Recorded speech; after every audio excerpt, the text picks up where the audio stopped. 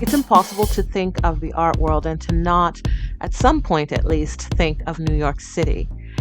When I was planning the Kindred Spirits series, one of the first creatives that popped into my head was Abigail Ekue. Before Polly Irungu launched Black Women Photographers, we Black women photographers have been out here trying to find our way and trying to find each other as best as we can. When I found Abigail's work almost a decade ago, I was so excited and just stunned.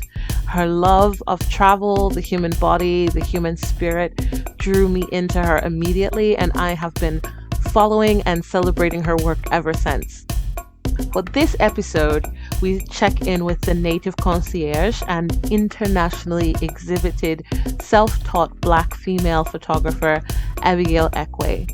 Unfortunately, we've had to blur some of her photos for YouTube and Facebook.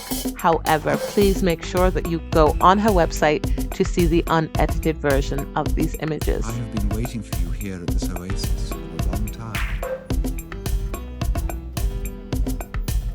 Now my present has arrived, and it's you. All right, welcome, Abigail. It is so nice to finally see you, Yes. not Long in the time flesh, coming. but at least moving at the same Right. time.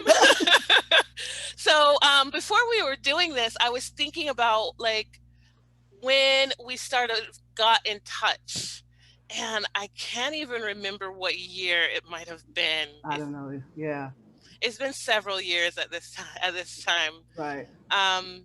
But it's been really awesome following your work, and we have had so many. I think when you started working on Bare Men, I was working on my female nudes, and Okay. at that time there was still not a lot of visibility for Mm-hmm. Black female photographers, Nope. even like there Yeah. is now. And I was like, she likes travel, she's photographing nudes, she's gorgeous. I was like, yes. Yeah. I felt such a kinship with you immediately. And I've written some articles about you in the past as Yeah. well. So we've kind of connected on that aspect. But yes, thanks for letting me stalk you for all this time. I've been stuck in traffic in New York trying to get to your shows. I've been sick in New York. Like, oh my God. So it's nice that we finally are connecting in a different format, I'll Right. say, Yeah. in a different format this time.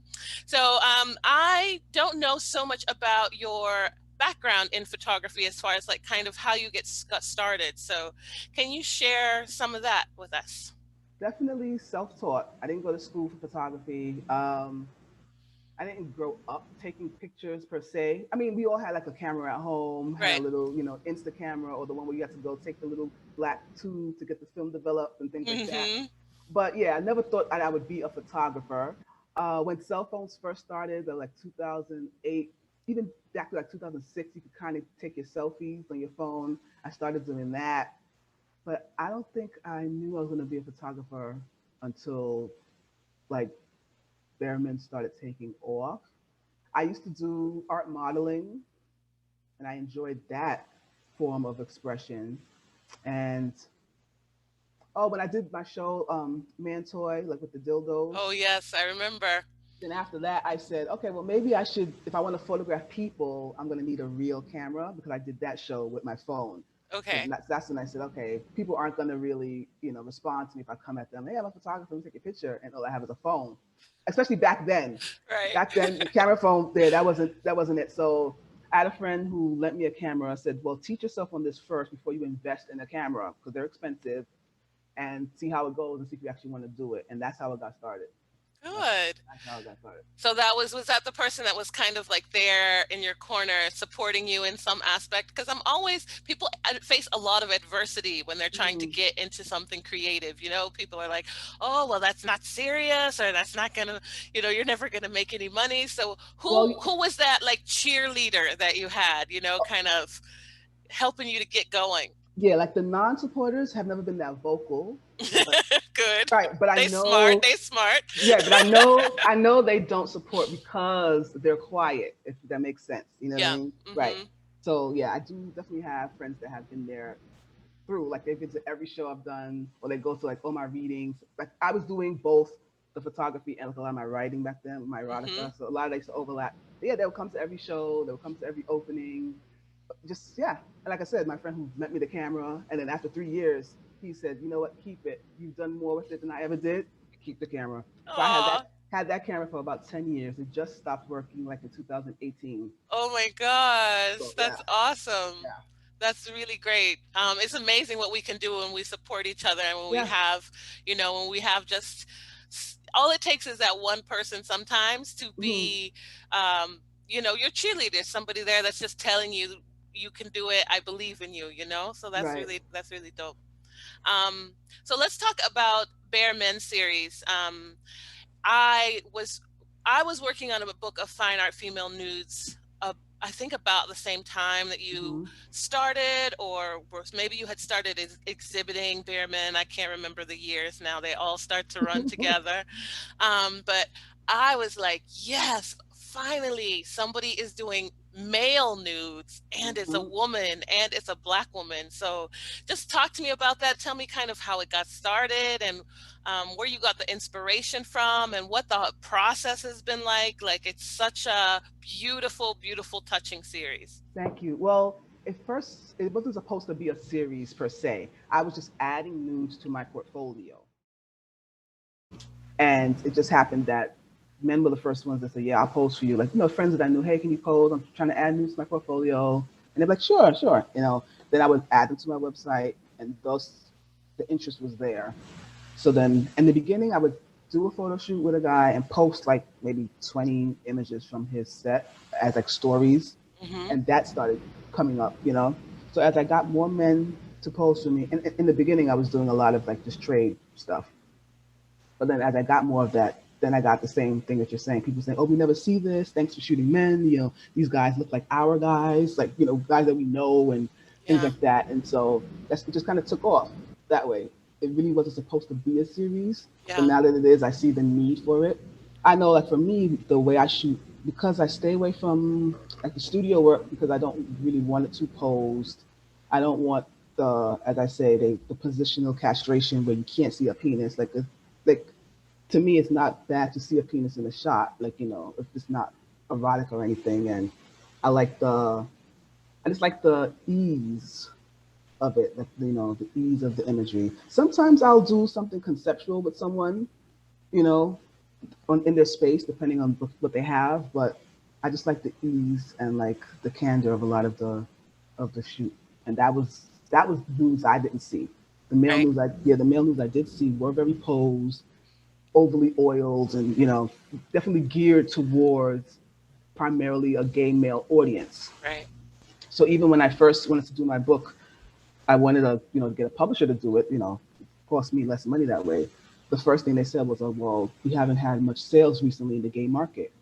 So I emailed them back and I said, "Okay, that's nice, but this is not for the gay market, and I'm a female photographer, so why do you assume that I'm shooting male nudes for gay men?" So that's how I knew immediately that, okay, yeah, everything I'm I see onto out there. something here. Yeah. Because we're loving these men, but we're Right. not celebrating these men. Hmm. And there is a huge population of men that are dealing with body image issues and I get a lot of gender that. identity Yeah. issues and a lot of things that they kind of go under the radar. They don't get to express it, or there's not enough platforms or enough interest. Hmm. Um, so I was just like, oh my God, I love this. I love this. I love the male body. all of its Hmm. forms, big, small, little, Right. muscly, bony, whatever, Right. like I love men. I love looking at them. I love women too. But it's like very unusual to be able to see, um, like you said, the unposed male nude, or the penis is hidden and, tucked away Yeah. covertly. And some of the poses are so awkward because you can tell they're working to hide it, and it's Right. no one would naturally stand that way or sit that way. It's just not. Yeah, it's just not natural. Yeah, it's very refreshing. So curious. I think I've always wanted to ask you this, and I never have, because I remember when I was working on Wabi Sabi, my female fine art series, as a photographer shooting nudes, there were so many preconceived notions about what that process was like, Mhm. what my interaction with my models was like. And I'm like, I'm usually more nervous than they are because Mhm. you're trying so hard to overcompensate for being the only clothed person in the room, make them comfortable, make sure they've got water, Okay. make sure that nobody's too cold, too hot, whatever. So Okay. what is that process like? And have you gotten any crazy questions about it? Well, now you made me feel bad because I've never thought about that whole making them feel comfortable thing. And you Now know I that's feel bad. I'm like, oops. maybe that's I because I mean, primarily have shot women. I've done mhm. some male nudes, but men are a little bit easier. Yeah, like I'll know when they're nervous, and Hmm. then sometimes I'll say, well, we can start where I can take photos of you as you undress, and then there's some men who are just like, do I just get naked now? We just start. So, Yeah. you know, Yeah. I have had some men they'll try to like turn it into a date, but not at the shoot. This is while they're still emailing me, so I don't even work with these guys. And they're Right. like, well, am I going to be the only one nude and things like that? I'm like, Yeah. well, you're ex. I'm like, this is work. This is Yeah. my job, and Yeah. yeah, even though I can be comfortable and relaxed with a guy during a shoot, it's still a job. Like, I'm not flirting with you. This is not a hookup or anything like that. Right. So I have gotten questions like that. Oh, well, stuff must happen at the photo shoots. And I'm like, no, nothing has ever happened at a photo shoot. Yeah.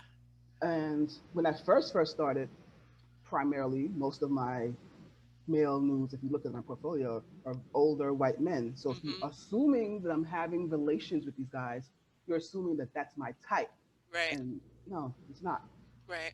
Like, you know, Yeah. like for my personal taste in a partner, you know what I mean? Right. Like, And yeah. I wonder if male photographers that shoot nudes are asked that question, because I've gotten it a lot, or, I've been told, "Oh, you must be a freak." And I'm like, "You think I've slept with 20 women in this book?" I think Like, it's because many male photographers do, or they mhm. are inappropriate with their clients. That's the Mm, problem. yeah, maybe that's it. Maybe so Yeah. it's assumed that the women must be doing it too Right. or something. But I was really shocked. I was like, do you have any idea how much it takes It's work. Yeah. yeah, to photograph a body, It is period. work. A So body is moving around, it's jiggling, it's positioning itself in ways, and especially with men, they suddenly feel a different way than they felt maybe 5 minutes before, and yeah. you've got to compensate for that, or Right. you've got to give them a few moments. So yeah, I've always wondered, like, does she get these questions too, or do people assume these No, things yeah, about I her get those too? questions for Yeah, sure, it's definitely. um, it's an interesting process, but I am. So does this interest with the body have to do with your studies? Because you were into some. Tell me what you were into, because I don't want to say it wrong. What you studied, what you went to university for, Oh, okay, yeah. So your my degree is background. yeah, my Yeah, degree is in sports sciences with a sports science. Okay, it's a yeah, little bit above my. a concentrate yeah, concentration is athletic training. Hmm. But even before that, I've always been interested in like, the body, anatomy, physiology, those kind of classes at school. Yeah. I love kinesiology, the movement of the body and things like that. So it only mm, I can say that when I had aspirations to shoot for like the ESPN body issue, I always put that in my little pitches to them. I'm like, I understand the body, I understand movement, because a lot of their photos were movement of the body, and then coupled with my comfort working with someone who is nude, Hmm. like people are comfortable around me, which is Yeah. nice, so it Yeah. helps for my work. But yeah, I've always had an interest in the body and how it works and how it moves. But again, like I said, back then it was never an interest to be a photographer. You know, Yeah.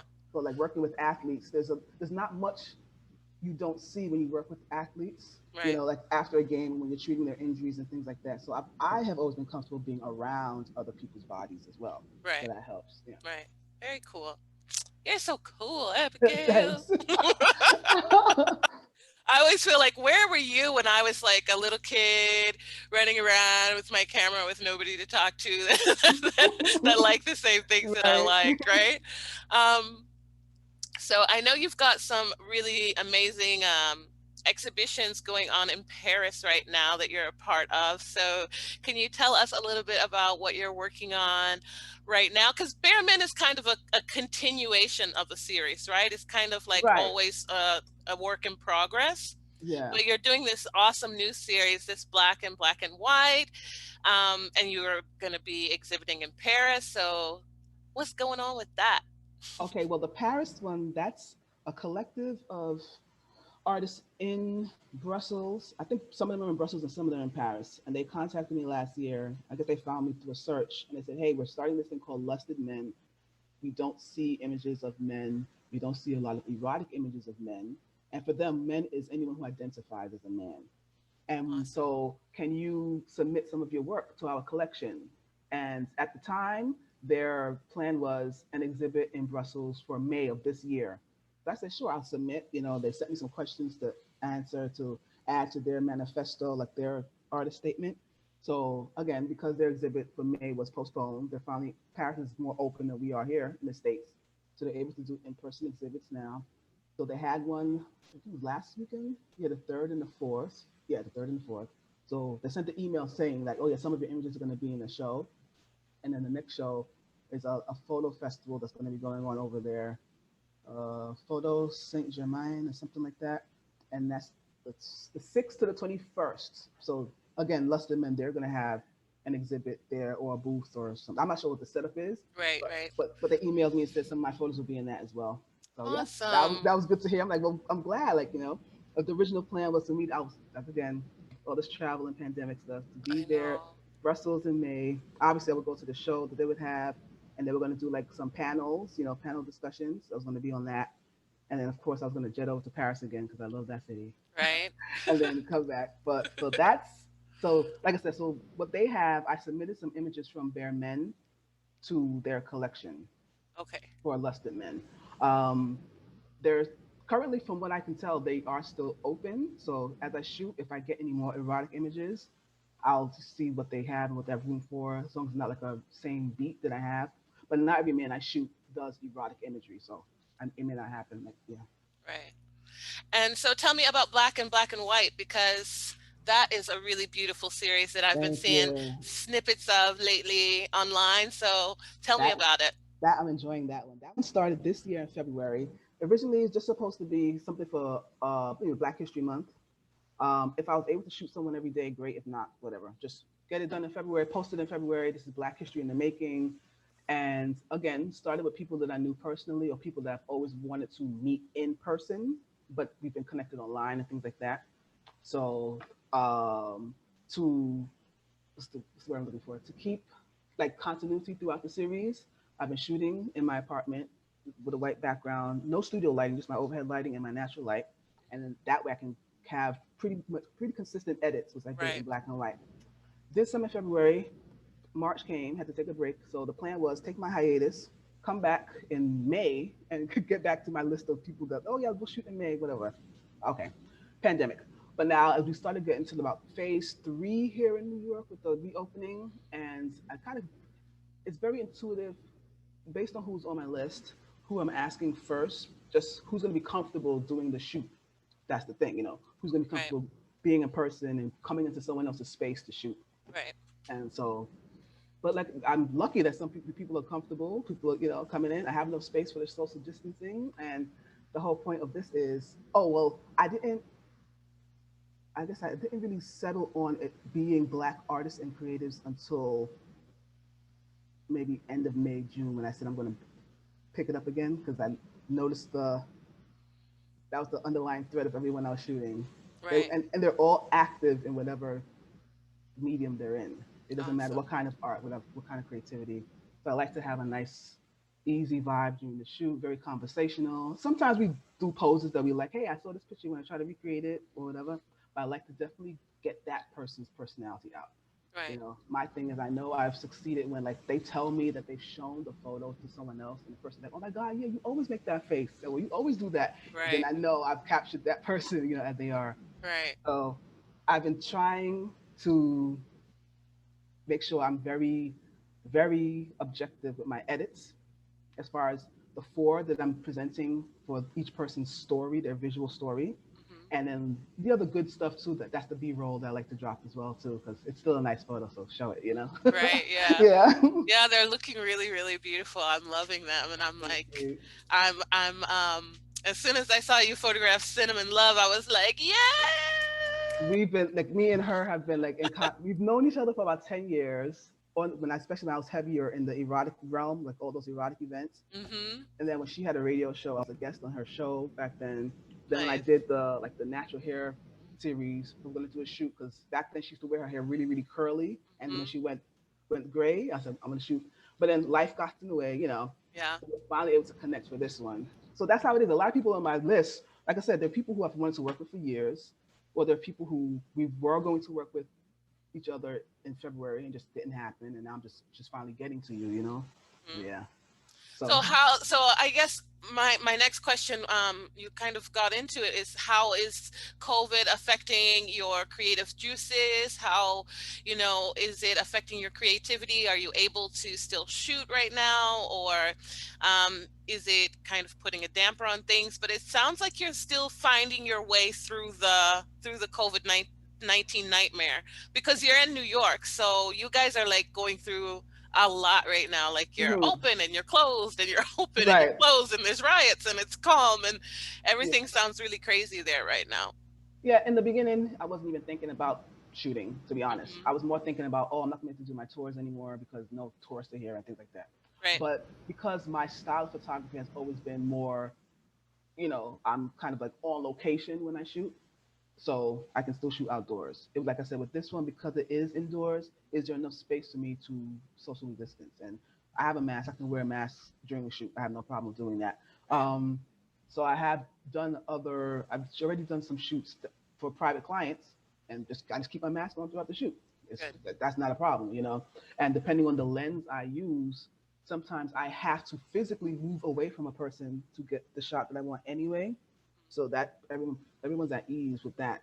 So it hasn't affected me that much. Good. It's more so the other person, which I understand. Like a lot of them are like, well, no, I'm quarantining with people who are high risk, so I have to be careful who I associate with, Right. and that's fine. You know, I Yeah. take I don't take any of that personal. But as far as my personal creativity, yeah, I don't think it's really been affected. You know, not really. Mm-mm. Doing all right. Yeah, yeah. Like I'm Some. not. I don't force myself to do anything. Yeah. You know, so I know beating myself up when I don't shoot for 3 weeks. It's like, okay, it's not supposed to happen, kind of thing. Yeah. But then I still make sure I have an avenue for the energy. You know, I love my workouts. Get outside, get the vitamin D. You know, journal. Awesome. Yeah. And you also have Native Creative, Hmm. which is just such a cool concept. Are you still going to be doing this after COVID-19? Are people, so Nate, maybe you can tell people how they can come to New York and hang out with you. Right. So we'll see. I mean, it would be nice. Well, yeah. So Native Creative Concierge. I do private, curated excursions for visitors, and these are the people who want a personal experience in New York based on their interests. You know, they're not really interested in the big tourist traps and things like that. So, like I said, obviously that took a hit when Right. this all happens. Yeah. Um, I do have some set, like the same tour for everyone type things. I was doing photo walks, and I had to make it first and foremost interesting for me, because I Right. know if I'm doing something that's over and over again, even if it's a different person, it'll still get boring for me. So I had those posted on TripAdvisor at the time and Airbnb experiences and whatnot. Airbnb is allowing us to do in-person experiences now, so I'm gonna have to go and do a walkthrough of the routes that I had before and see what's there, what's still open, is it even Yeah. still interesting anymore, and Right. redo that. So yeah, I'll still do that stuff. Um, and same thing, if I get the what's the word I'm looking for? If I get the interest, Hmm. just wear the masks when you're out, and Right. there is not much that would change other than maybe how many clients I get because travel is not as up. But yeah, as far as yeah, I would still definitely still do it if the demand is still there. I'm sure the demand will still be there because it's New York. So Right, your tourism is definitely going to recover right, in New York. I think people from all over the world will be dying to get in as soon as possible. right, Post November, right.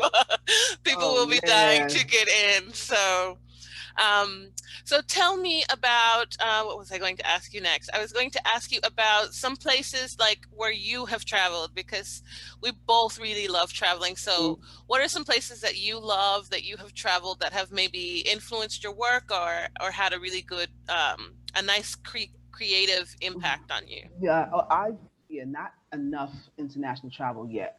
I've been using my travel or my work as a way to travel Hmm. until I get to a financial place where I can just travel for fun. Right? But so yeah, definitely, like I said, Paris. I love Paris. Paris was not, however, a work trip. That was, Abigail, you have money and you have time, just go. Right. You have been putting this trip off for years and years and years, and you've always wanted to go, so just go. So that was Paris, and I loved it. Had my camera the whole time, my actual camera, my real camera, as they say, and my cell phone. I didn't care that I looked like a tourist, but I had it the entire time I was there. So yeah, definitely love Paris. I enjoy Vegas. I love Las Vegas, and even for me, when I first went to Las Vegas, it wasn't about being on the strip and going to a club and stuff. I love being off the strip. I stayed downtown the first time I went. Then went downtown Las Vegas. I saw all of that. I love the mountains and the desert roads, and um, where else have I really enjoyed? I like Montreal. I went in February, and there was a snowstorm hit. So I'm walking through Montreal in the snow and like snow up to my shins, and I love that stuff. Um, as far as other places, not many stand out. It's more so the people. Hmm. Right, and especially like I said, when I'm doing that, I do miss shooting the bikers because that was fun. That got Oh me. yeah, you had Yeah, some beautiful, beautiful images of the that bikers. that got me to a lot of cities. And I love meeting Yeah, those ladies, and they were always so like you might have this conception that these biker chicks are gonna be tough and kind of gruff with you and stuff. right. They show for the shoots all primed and their nails are done. They're like, oh hey girl, they just take care of me. It's just like so much fun. So I do miss that. And some of my I have a soft place in my heart for the women in Tucson because they were the first ones ever that I shot. This is before I even knew what I was doing. They didn't know me from anywhere. I was just like, hey, I'm coming to Tucson. Can I take some photos of, at the time, just riders? So you could have ridden a bike or even like be a rodeo or whatever. I didn't care. I was like, I want to do something. Right. So they got together. One woman passed my information on to someone who owned a bike shop, and then they were like, well, what exactly are you doing? I said, to be honest, I don't know yet. It's just a series of, people who are writing just portraits. You get copies of the portraits and they was like, okay, sure. Come to my shop. At the time, the bike shop she owned. When I got there were 10 women waiting for me. And so that's how I knew, all right, female bikers for the series. That's it. Like they helped me Awesome. decide what I'm going to do. So yeah. So, but and I think I'm attracted to desert towns because I don't live in one. You Hmm. know, I'm definitely attracted to that. Like so, Tucson and Phoenix. I San Diego. Eh, I didn't really say can't really say I enjoyed San Diego. Not that didn't enjoy it, but it didn't stand out to me as much. Hmm. But I did get to see a lowrider parade, and I remember being amazed that I was like, "Oh my God, this really happens!" Yeah, That's I was like, I am really in Southern California right now. right. I went out for tacos, and all these people in the street. I was like, "What's going on?" And then the lowriders came by, and I was like, "Oh my God." So I love getting glimpses into other cultures and the Yeah. subcultures, especially. So that was fun. The lowrider parades are like you can't really believe you're like they really do Yes, happen. yes, Yeah. that's how I felt, and I It was so seems like a legend, yeah, like you're like, wow, it's really happening right here. And I yeah. always feel like it's something that's over until I see it. I'm like, it's still happening. Yes, when I tell you that street was packed, Yeah. like that's their world, so that's their little subculture. What But other it's pretty cool. I can see why they're obsessed with it. People hmm that, I mean, like, it's pretty cool. The right, yeah. lowriders. I was trying not to gawk and pull out my phone, but I was like, oh my goodness, this actually happened. Yeah. Like this is not like in the movies only. It was yeah. Right. So that was fun. That was definitely a highlight of San Diego. Um, oh yeah, I think like I said, yeah, definitely Paris, and I like Vegas. As far as my work, you say like what has stood out to me? I don't remember what I said now, but what, oh, I was asking, like, what are some places that had an effect on you?